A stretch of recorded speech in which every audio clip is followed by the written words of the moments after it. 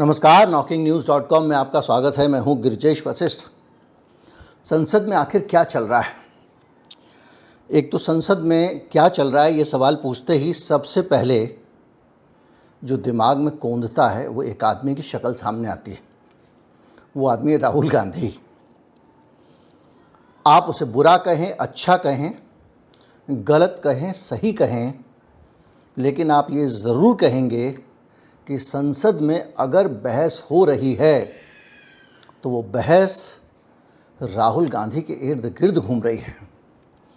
Bharatiya Janata party ने जिस तरह से पूरी प्रतिक्रिया इस पे दर्ज की है, जिस तरह से राहुल गांधी मुद्दे उठा रहे हैं, तो आज के वीडियो में हम राहुल गांधी क्या कर रहे हैं, कैसे कर रहे हैं, बीजेपी कैसे कर रही है और इसका पॉलिटिकल मतलब क्या है, ये जो कुछ हो रहा है इसका मुझ पर और आप पर और देश की राजनीति पर क्या असर पड़ेगा, और बातों बातों में राहुल गांधी क्या कह रहे हैं, क्यों वो पद्म व्यूह की बात कर देते हैं, क्यों वो शिव की मूर्ति की बात करते हैं।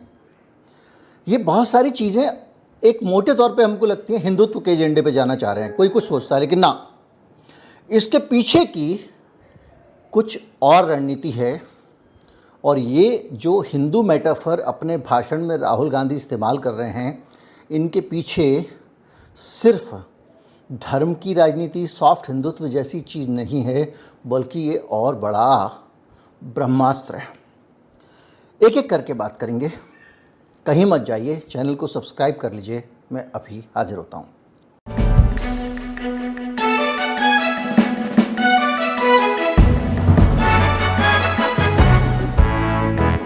दरअसल शुरू करते हैं आज के घटनाक्रम से कि किस तरह से आज अनुराग ठाकुर ने राहुल गांधी के लिए कुछ ऐसे शब्दों का इस्तेमाल किया जो किसी भी हालत में गाली से कम नहीं है। ये कहा गया कि जिसको अपनी जात नहीं पता वो जाति जनगणना की बात कर रहा है। ये संसद में जो बातचीत होती है उसका जो स्तर है उसको सड़क छाप भाषा के स्तर पर लाने का एक काम किया गया है। आप कहेंगे कि अनुराग ठाकुर बड़ा बदतमीज़ है, उसको बात करना नहीं आती है। ये भी सोची समझी रणनीति का हिस्सा है, और ये भी सोची समझी रणनीति का हिस्सा था जब एक व्यक्ति को बालक बुद्धि कहा जा रहा था, और ये भी सोची समझी रणनीति का हिस्सा है कि किस तरह से ट्विटर पे, दूसरी जगहों पे राहुल गांधी के लिए अपमानजनक भाषा का इस्तेमाल हो रहा है। क्या राहुल गांधी से चिढ़ती है बीजेपी, इसलिए इस्तेमाल करती है? चिढ़न और कुढ़न एक तरफ है, लेकिन इसका मकसद जनता के बीच में एक संदेश देने का है कि आप लोग समझ रहे हो कि ये बहुत बड़ा आदमी हो गया है, ये प्राइम मिनिस्टर फिगर हो गया है, ये कुछ भी नहीं, इसको तुम चलते चलते चपेट मार देते हैं। ये बताने की कोशिश हो रही है। दूसरी तरफ सामने राहुल गांधी है। राहुल गांधी ने किस तरह से भारतीय जनता पार्टी को चकर घिन्नी बना दिया है। कल वो पद्मव्यूह की बात कर रहे थे, चक्रव्यूह की बात कर रहे थे। उन्होंने चक्रव्यूह का एक मतलब बताया कि वो पद्मव्यूह होता है, पद्म यानी कमल, और इनके चक्रव्यूह, ये 6 लोगों का चक्रव्यूह है, वो देश को गवर्न करते हैं, वगैरह वगैरह। वो चक्रव्यूह का जिक्र ज़रूर कर रहे थे, लेकिन राहुल गांधी का एक एक भाषण एक बड़ा चक्रव्यूह है जिसमें वो भारतीय जनता पार्टी को फंसा लेते हैं। अभी हमने बहुत सारे वीडियो बनाए, बहुत सारा घटनाक्रम उत्तर प्रदेश का देखा। अब दोनों नेता योगी जी और मौर्य जी ये संदेश देने की कोशिश कर रहे हैं कि हालचाल ठीक ठाक है, हम मिलजुल के रहते हैं। कैबिनेट की मीटिंग में हंसते हुए चेहरों के साथ दोनों के फ़ोटो ट्विटर पे आए। पैचअप हो गया है? नहीं, पब्लिक जेस्चरिंग है। लेकिन ये हुआ क्यों? इतना ज़्यादा बवाल उठापटक हुई क्यों? इसके पीछे 2 चीज़ें। चुनाव में जिस तरह से भारतीय जनता पार्टी को झटका लगा है, भारतीय जनता पार्टी ये तय नहीं कर पा रही है कि वो किधर जाए। अगर वो सामाजिक न्याय की तरफ जाती है तो जो उसका हिंदू कोर है वो गड़बड़ा जाता है। मैंने आपको बहुत पहले बताया था कि जैसे जैसे सामाजिक न्याय की बातें होंगी, जैसे जैसे ऊंच नीच की बातें होंगी, वैसे वैसे जो एक वर्ग हिंदुत्व की पूरी राजनीति पे होल्ड रखता है, उच्च जातियों का जो सिलसिला है वो कमज़ोर होगा। और जब अगड़े कमज़ोर होते हैं, हिंदुत्व की राजनीति में, तो हिंदुत्व की राजनीति खत्म हो जाती है, क्योंकि हिंदुत्व को लीड करने के लिए पुरातन पंथी और पोंगा पंथी समाज व्यवस्था चाहिए। जया बच्चन ने आज मसला उठा दिया कि भाई मेरे नाम के किसी भी महिला के नाम के साथ पति का और पिता का नाम क्यों लगाओगे आप। ये भी उसी तरह की एक व्यवस्था का हिस्सा है। तो आप अगर इसको समझें कि किस तरह से अगर जाति मजबूत होती है, अगर जाति मजबूत नहीं हो रही है, सामाजिक न्याय की परिस्थितियां मजबूत होती हैं, तो जातिवाद टूटता है, जातियों का वर्चस्व टूटता है, मनुवाद खंडित होता है, कमजोर पड़ता है। तो इसी स्थिति में बीजेपी के पास दो रास्ते हैं, या तो वो हिंदुत्व को चुन ले, या वो जिसको वो सोशल जस्टिस नहीं बोलते हैं, सोशल इंजीनियरिंग बोलते हैं, उसको चुन ले। आज उनके सामने सबसे बड़ी व्यवस्था ये है, विवशता ये है, भले ही वो जाति जनगणना के लिए तैयार ना हो, लेकिन बिहार में जो जाति जनगणना हुई थी उससे उनकी आंखें खुल गई हैं, और उस जाति जनगणना के नतीजों पे उत्तर प्रदेश के नतीजों ने मुहर लगा दी है, जो ये बताता है कि इस देश में बहुत बड़ा बहुमत पिछड़ों का है। अब पिछड़ों को संतुष्ट करने के लिए आप योगी जैसे हिंदुत्व के मजबूत पिलर को हिलाने में लग जा रहे हो। और मैंने आपको बताया था कि अगर योगी को डिस्टर्ब करते हैं, हिंदुत्व को डिस्टर्ब करते हैं, तो पिछड़ों का ये लीड कमांड ले नहीं पाएंगे। उसमें इनको लगेगा 10-15 साल। एक विश्वास, एक भरोसा पैदा करना पड़ेगा। राहुल गांधी आज जो राजनीति कर रहे हैं, 2010 बल्कि और पहले से उनकी जो राजनीति है, सामाजिक न्याय की, समानता की राजनीति, ये राजनीति पे वो काम कर रहे हैं।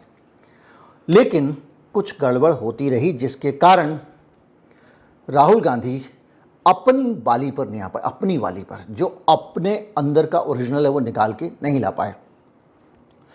तो अभी ये जो कन्फ्यूजन है भारतीय जनता पार्टी के अंदर, ये कन्फ्यूजन खड़ा किया है राहुल गांधी के लगातार जाति जनगणना की मांग करने ने।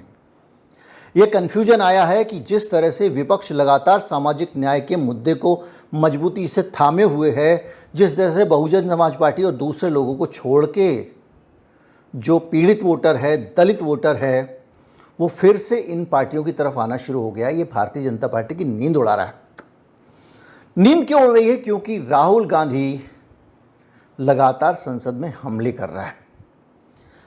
अब हम आते हैं पहले इस पे कि वो ये धार्मिक मेटाफर क्यों चुन रहा है।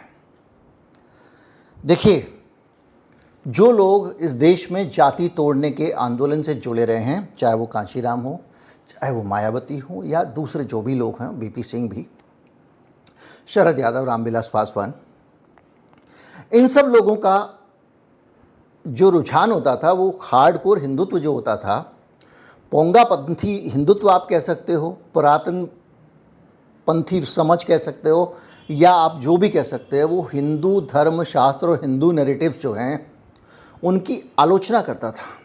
तो सामाजिक न्याय मतलब हिंदुत्व का विरोध, ये एक नैरेटिव बना, जिसका फ़ायदा बीजेपी ने लगातार उठाया। आज से नहीं, आडवाणी और अटल के ज़माने से उठाया।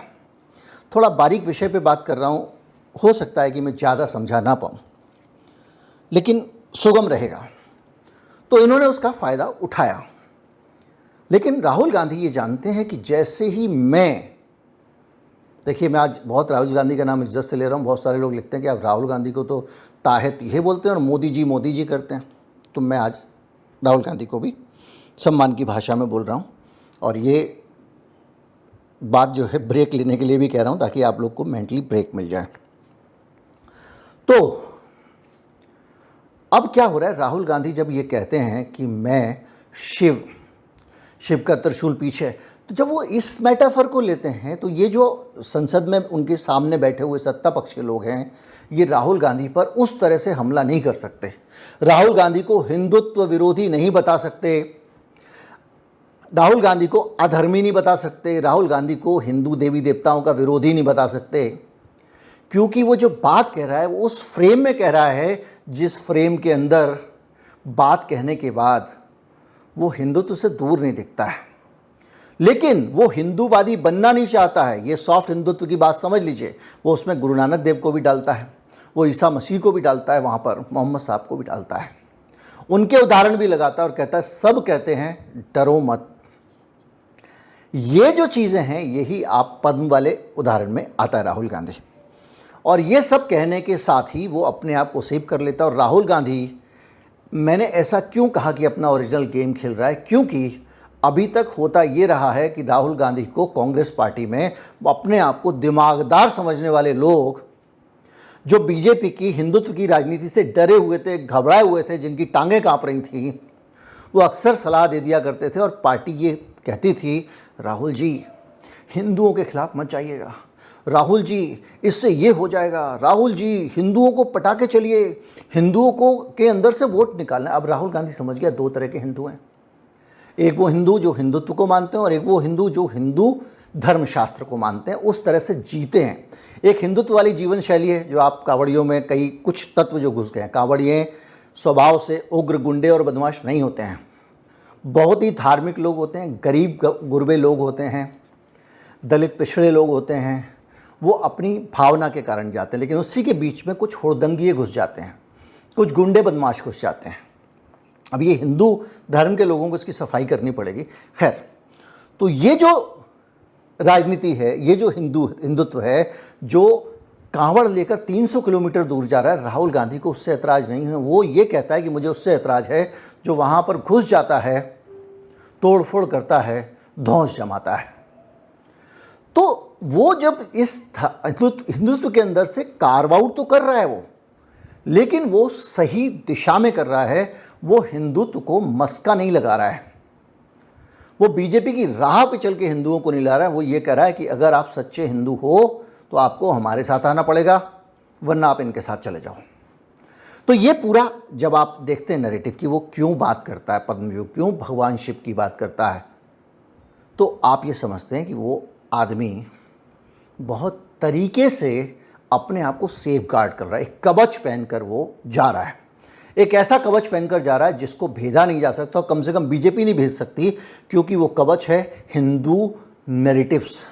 रूपक इस्तेमाल कर रहा है हिंदू माइथोलॉजी के, और उनके ज़रिए अपनी बात कह रहा है। तो आप उसको ये भी नहीं कह सकते ये विधर्मी है, ये फलां है, ये ढिमका है। तो रास्ता क्या बच रहा है इस समय जो चक्कर घिन्नी पार्टी है बीजेपी, पूरी तरह से इस राहुल गांधी के उसमें भ्रमित हो गई है। उसको समझ नहीं आ रहा है कि मैं क्या करूं। मेरे हिंदुत्व के एजेंडे को ये हैमर कर रहा है, चुनाव में वो एजेंडा मात खा चुका है। सामाजिक न्याय की तरफ मैं जाऊं तो ये आदमी ऐसे ऐसे खड़ा हुआ है, तो हम इसको कहते हैं गंभीर नहीं है, ऐसा ही है ये, तो इसको तो कभी भी मार के दो चपेट निकल जाएंगे। ये एक भाव पैदा करने की कोशिश हो रही है। लेकिन राहुल गांधी ने अपने इस भाषण में सबसे खतरनाक तार छेड़ दिया है। इतना खतरनाक जगह पे हाथ डाल दिया है जिस पे कोई वीर बहादुर ही डाल सकता था, और वो है डीप स्टेट। डीप स्टेट क्या है जिस पे राहुल गांधी ने सीधे हमला किया। चक्रव्यूह को पद्मव्यूह बताकर, उसके अंदर 6 आदमियों की चलती है बताकर, और इन्होंने इस चक्रव्यूह में अपने देश को फंसा रखा ये कहकर, राहुल गांधी ने ये सब तो सरल उदाहरण दिए, लेकिन एक बड़ी जगह पे कीला ठोका है, और वो है डीप स्टेट। डीप स्टेट अगर अमेरिका के संदर्भ में बात होती है तो जॉर्ज सोरोस को भी बताया जाता है कि वो डीप स्टेट का हिस्सा है। ये बताया जाता है जो कॉन्स्पिरेसी थ्योरीज हैं उसके हिसाब से कि बहुत सारे लोग, एक क्लब है, इल्यूमिनाटी क्लब है, जो पूरी दुनिया के लोगों के लिए अपनी नीतियां तय करती है, सरकारों को इशारों पे नचाती है। बहुत सारी बातें आई, और इस बीच में जब महामारी फैली या दूसरी चीज़ें हुई तो उस दौरान भी ये कहा गया कि ये सब कुछ उसी दुनिया के अमीरों की टोली का काम है जो डीप स्टेट चलाती है। सरल भाषा में डीप स्टेट क्या है ये मैं आपको बताता हूँ। कुछ पावरफुल लोग, दुनिया के बड़े लोग, रिसोर्सफुल लोग आपस में मिल जाते हैं और कहते हैं असली राजा तो मैं हूँ, और मैं जैसे चाहूँगा वैसे देश चलेगा। डीप स्टेट के आरोप दुनिया के कई देशों पे लग चुके हैं, तुर्की पे भी लग चुके हैं, यहाँ तक कि पाकिस्तान पे भी लग चुके हैं, और अमेरिका में भी ट्रंप हिडन गवर्नमेंट के नाम पे उसका कई बार जिक्र कर चुका है। लेकिन लोग ये मानते हैं किसी भी पॉलिटिशियंस के लिए ये बहुत खतरनाक है, क्योंकि ऐसे लोगों पर हाथ डालना अपनी राजनीति और अपने जीवन को खतरे में डालना है। कुछ लोगों का मानना ये भी है कि इंदिरा गांधी की हत्या, राजीव गांधी की हत्या यूं ही नहीं हुई, देश की नीतियां ऐसे डायरेक्शन में जा रही थी जो कुछ लोगों को, दुनिया के पावरफुल लोगों को मुफीद नहीं बैठती थी। तो राहुल गांधी कह रहा है कि जो डीप स्टेट है, वो मैं आपको डीप स्टेट और समझा देता हूँ। तो डीप स्टेट मतलब ऐसा समूह लोगों का, पावरफुल लोगों का, जो अपने इशारों पर पॉलिटिक्स को, पॉलिटिशियंस को नचाते हैं। उसके अंदर कुछ नेता होते हैं, उसके अंदर कुछ अफसर होते हैं, और उसके अंदर कुछ बड़े बड़े उद्योगपति होते हैं जिनके पास बहुत सारे पैसे हैं। ये लोग किसी एक देश के भी हो सकते हैं और इंटरनेशनल भी हो सकते हैं। जिस तरह से इस देश में अडानी की और अंबानी की ताकत बढ़ रही है, देश का प्रधानमंत्री बिजनेस डील करवाने के लिए एक सेल्स रिप्रेजेंटेटिव की तरह पेश आता है किसी एक उद्योगपति के लिए, तो डीप स्टेट के आरोप पक्के होते हैं। सामाजिक न्याय यानी बराबरी की बात करने वाला राहुल जब डीप स्टेट का सवाल उठाता है, तो इसका मतलब ये है कि कुछ बड़े बड़े लोग इस देश को अपने इशारे पर चला रहे हैं। देश संविधान से नहीं चल रहा है, उनकी मर्जी से चल रहा है, और उनके रास्ते में जो नियम, जो कानून, जो व्यक्ति आड़े आता है, उसको वो तहस नहस कर देते हैं। डीप स्टेट शब्द संसद में इस्तेमाल करना अपने आप में बहुत साहस का काम है, और अगर सचमुच कोई डीप स्टेट भारत में मौजूद है, तो हो सकता है धीरे धीरे करके वो राहुल गांधी को भी राजनीतिक रूप से ठिकाने लगाने में लग जाए, क्योंकि डीप स्टेट का अपना एक बड़ा रोल है जो आपको हर तरफ से लपेटता है। तो राहुल गांधी उस डीप स्टेट पे हाथ डाल रहा है। वो जो बात कर रहा है चक्रव्यूह की, अभिमन्यु के, उस चक्रव्यूह में वो कहता है कि कौन कौन लोग थे जिन्होंने अभिमन्यु को घेर कर मारा, उस बच्चे की हत्या की। द्रोणाचार्य थे। द्रोणाचार्य का नाम आप समझते हैं कि इतिहास के संदर्भ में क्यों लिया जाता है। द्रोणाचार्य वो आदमी था जो बड़े लोगों के और अमीरों के बच्चों को ही शिक्षा देता था, और एक दलित बच्चे ने, भील बच्चे ने, आदिवासी बच्चे ने धनुर्विद्या उसकी मूर्ति रख के सीख ली थी। तो उसने कहा इसका अंगूठा काटो, इससे कहो अंगूठा काट के मुझे दे, क्योंकि मैं इसको सिखाने नहीं चाहता हूँ। ब्राह्मणवाद का एक्सट्रीम उदाहरण है द्रोणाचार्य। तो वो जो द्रोणाचार्य है, उसका उदाहरण देकर, यानी ब्राह्मणवादी ताकतें, एक बेहद गहरा, गहन, अध्ययन पूर्ण बयान, और सीधे ले जाकर आपको डीप स्टेट के दरवाजे पे छोड़ देता है। ये वो राहुल गांधी है जो खुद सोचता है वही बोल रहा है। आज राहुल गांधी आपको संसद में उस फॉर्म में दिखाई दे रहा है जिसमें कोई प्रशांत किशोर टाइप के रणनीतिकार उसको नहीं कह रहे हैं इधर मत जाना, उधर मत जाना, ऐसा मत करना, ध्यान रख। जैसे प्रशांत किशोर ने केजरीवाल को समझाया, तो केजरीवाल अब कतई राम मंदिर या दूसरे मामले में नहीं पड़ते हैं। वो राम लेके आते हैं, बजरंगबली लेके आ जाते हैं, ताकि सॉफ्ट हिंदुत्व के नाम पर कहीं हिंदुओं को उनके खिलाफ ना भड़का लिया जाए। लेकिन राहुल गांधी का जो सामाजिक न्याय का सोच है, आधे वामपंथी वाली जो समझ है, बल्कि देश के वामपंथियों से ज़्यादा वो वामपंथी है, समानता की बात करता है, ये आज से नहीं है। लंबे समय से एक विधायक होते थे उत्तर प्रदेश के, राहुल गांधी उनको बहुत प्यार करते थे। उन्होंने मुझे बताया कि राहुल गांधी उस समय भी सामाजिक न्याय और दूसरी चीज़ों को लेकर लगातार चर्चा किया करते थे, और उनका समझ का वही था। लेकिन क्या होता था, रणनीतिकार उनको अलग अलग, तो एक सामने आ गए। दूसरा, राहुल गांधी पप्पू नहीं है, एक बहुत चतुर और स्ट्रीट स्मार्ट आदमी है जो बड़ी आसानी से डिच कर सकता है किसी को भी। ये भी संसद में हम देख रहे हैं। बिरला साहब जो बैठे होते हैं, ओम बिरला जी, उनको जिस तरीके से भिगो भिगो के राहुल गांधी लपेटता है ना, वो अद्भुत है। हमारे बजट में किसान का कर्जा माफ हुआ, चक्रव्यूह तोड़ा। मनरेगा हुआ, चक्रव्यूह तोड़ा। तो हम चक्रव्यूह तोड़ने का काम करते हैं, आप चक्रव्यूह बनाने का काम करते हो। आप चाहते हो कि हिंदुस्तान छोटे खांचों में रहे, और हिंदुस्तान के गरीब लोग सपना ना देख पाए। सिर्फ अदानी और अंबानी। अरे क्या सर? सर मैं सर कैसे बोलूं सर? माननीय सदस्य, एक मिनट। सर एक मिनट माननीय सदस्यगण, आपके उपनेता मुझे लिखित में पत्र देके गए हैं कि कोई भी माननीय सदस्य जो इस सदन का सदस्य नहीं उसके बारे में टिप्पणी ना करें। लिखित में देखे गए, इसलिए आपको स्पीकर सर, आप बैठ जाइए। स्पीकर सर, तो अगर सर मैं आपसे सवाल पूछना चाहता हूं। मेरे से सवाल मत नहीं पूछ सकते आप। Sorry sir. सर तो सर मैं फिर मैं सर 3 और 4 कह देता हूं उनको। 3 और 4 ठीक है सर? अब नाम नहीं ले सकता तो कुछ तो कहना पड़ेगा सर। 3 और 4 कह देता हूं, कोई और नंबर आपके देना। माननीय सदस्य को बता दें क्यों लिख के चिट्ठी गए मुझे। सर, हरियाणा के पूर्व मुख्यमंत्री पर जब इस प्रकार के आक्रमण करते हैं, हरियाणा के पूर्व मुख्यमंत्री के संदर्भ पर हमको आपने चिट्ठी भेजी।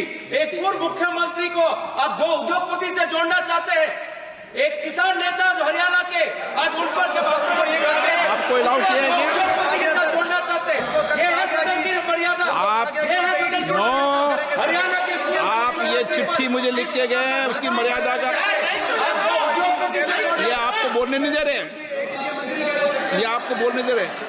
आपसे मेरी ये अपेक्षा है आपसे। आप सदन, एक मिनट प्लीज, आप सदन के नेता, सदन के आप प्रतिपक्ष के नेता हैं। ये सदन की अपेक्षा रहती है कि हम सदन का डेकोरम, डिसिप्लिन और उसको बढ़ा के रखें। स्पीकर सर, इसलिए आप जो विषय रखें वो नियम प्रक्रिया में रखें। स्पीकर सर मगर मैं ये कैसे कहूं, इन लोगों के इनका इंडिकेशन कैसे दूं मैं सर?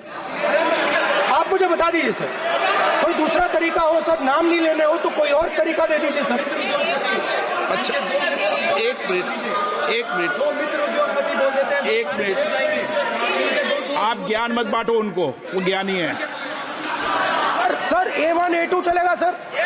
A1 A2 माननीय प्रतिपक्ष के नेता। कोई सोच सकता था कि राहुल गांधी का दिमाग इतना तेज होगा? जब राहुल गांधी को स्पीकर कहता है आप उनको बेचारा मत बोलिए, ठीक है सर, नॉन बेचारा। स्पीकर कहते हैं अडानी अंबानी का नाम मत लीजिए, ठीक है सर, A1 A2 बोल सकता हूँ।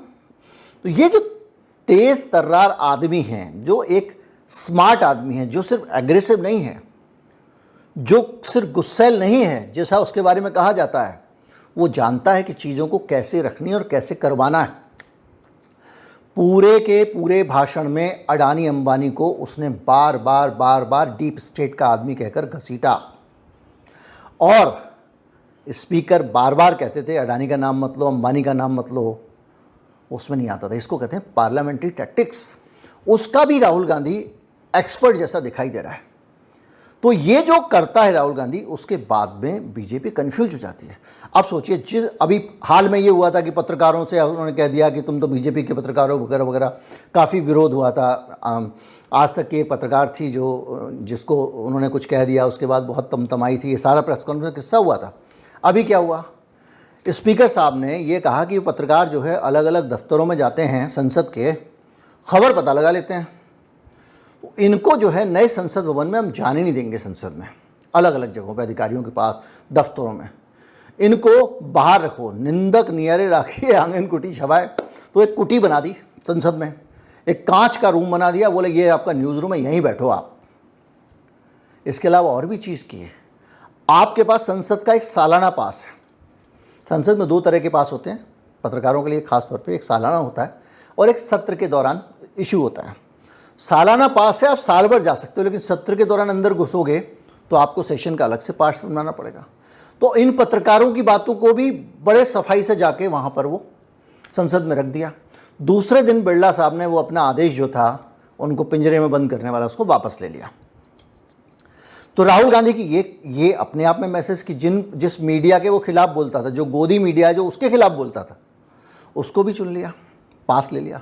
मिडिल क्लास को लेकर राहुल गांधी ने अभी तक तो यही माना जाता था ना कि बीजेपी मिडिल क्लास की हितरक्षक है, बजट पर बहस में अलग अलग तरह के टैक्सों की बात करके, अब इस बजट में आपने उसी मिडिल क्लास के एक छुरा पीठ में मारा, दूसरा छुरा छाती में, एक इधर मारा और एक इधर मारा। इंडेक्सेशन जो आपने कैंसिल की वो पीठ में छुरा था, और जो कैपिटल गेन्स टैक्स आपने बढ़ाया वो छाती में चुभा। आपने long term capital gains tax को 10% से 12.5% किया, यहां छाती मारी, यहां छुरी मारी, और शॉर्ट टर्म को 15 से 20% छुरी मारी। दुख की बात है, मगर इसमें एक इंडिया गठबंधन के लिए एक हिडन बेनिफिट है। मिडिल क्लास अब आपको छोड़ने जा रही है और इस साइड आ रही है। तो मेरा कहना है, जहां भी आपको मौका मिलता है आप चक्रव्यूह बना देते हो। एक चांस मिलता है आप चक्रव्यूह बना देते हो, हम चक्रव्यूह तोड़ने का काम करते हैं। कैपिटल गेन टैक्स का मसला ऐसे उठाया कि मिडिल क्लास को लगेगा कि भाई यही आदमी है हमारा। अब ये वो लोग हैं जो बीजेपी के साथ हैं, सामाजिक न्याय की बात कर रहा है और साथ में गोदी मीडिया को भी साथ ले रहा है, कैपिटल गेन टैक्स को भी साथ ले रहा है, सबको, मिडिल क्लास को भी एड्रेस कर रहा है। तो ये जो तेजी से वो अपना दायरा बढ़ा, अच्छा लीडरशिप के तौर पे भी वो आदमी एक दबंग लीडर के तौर पर अपनी प्रेजेंस संसद में दिखा रहा है। कई बार संकेत दिए, आप याद कीजिए रवनीत सिंह बिट्टू ने पंजाब के किस तरह से चन्नी पर हमला बोला था और बोला था कि ये सबसे भ्रष्ट आदमी है वगैरह वगैरह। तो चन्नी ने कहा कि तुम्हारे पिताजी जो है उनके लिए सच्ची उनका तो उसी दिन आपने हत्या, उस दिन नहीं हुई थी जिस दिन उनकी हत्या हुई, बेअंत सिंह है उसके पिताजी, उस दिन हुई जब तुमने बीजेपी ज्वाइन की।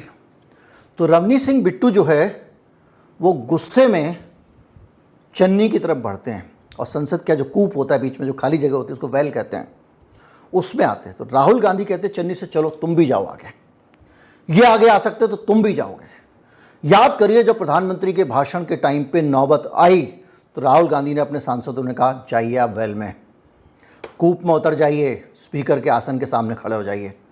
तो ये जो एक लीडरशिप स्किल है जो विपक्ष के नेता के तौर पे, इसने भी भारतीय जनता पार्टी को कंफ्यूज किया है। भारतीय जनता पार्टी की और भी समस्याएं हैं।